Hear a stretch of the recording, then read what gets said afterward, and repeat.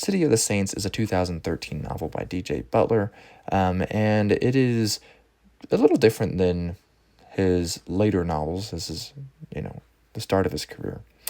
But it is also really similar to his later novels. So the year is 1859. This is a standalone scientific romance, as it says.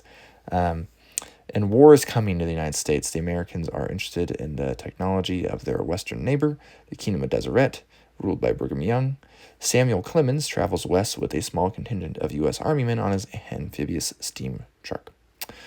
Samuel Clemens, of course, is Mark Twain. We also have Edgar Allan Poe, of all people, still alive, seemingly having been thought dead for a decade.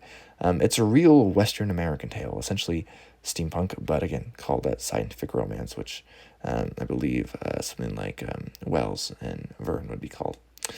We also have other characters like Porter Rockwell, a legendary Mormon figure, accused assassin, and a modern-day Samson as the bodyguard of Joseph Smith and Brigham Young after him. We also have Roxy Snow, who is connected to Eliza Snow. I won't quite tell you how. We also have Chief Pocatello of the Shoshone. John D. Lee is also real and killed by a firing squad for his part in the Mountain Meadows Massacre, but he appears in this book. We have Captain Burton, who actually made a real journey to the Mormon pioneers, and that's the basis for the novel even. Roughing It by Samuel Clemens also inspired the book. Eli Whitney is also an interesting alternate version here. And we have some representing of the United States, those of Queen Victoria of Britannia and Absalom, and even some early Confederate ideas, of course. So they want to know essentially how Deseret stands as far as like allegiances to this upcoming conflict, and also are there phlogiston guns and airships, rumor or fact? There's also a President Tubman. Joseph Smith was killed by a firing squad. He was president of the Kingdom of Nauvoo. Not quite true history, of course, obviously. Also a history with some interesting scientific advances.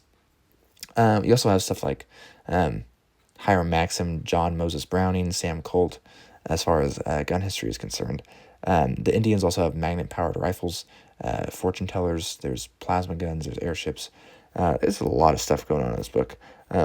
And I would say after a little bit of a slow start, besides the fact that it's pretty much immediately gripping because the main characters in part are Edgar Allan Poe and Mark Twain, it gets pretty action-packed and the pace increases, though it's not quite the thriller levels, in my opinion. At times it feels like a Western with Butler's finger on the pulse of politics and interesting characters of the time. Plus there are also flesh-eating scare beetles and kung fu Wild West women. It is just kind of a good time. Now it's one of my least favorite Butler books, and that just might be because of all the experience he has later. And I've read, I don't even know, more than a dozen books by him at this point. And so I'm happy to have read this one, for sure. It's interesting. I don't read a lot of stuff, really anything that you would label steampunk normally. So besides maybe Pavane by Keith Roberts, if I'm remembering correctly. So I did enjoy it. Definitely has some interesting stuff going on. And I think, again, Butler has this sense of like the authentic as far as like bits of history, and not just history, but like the sense of the world in that history.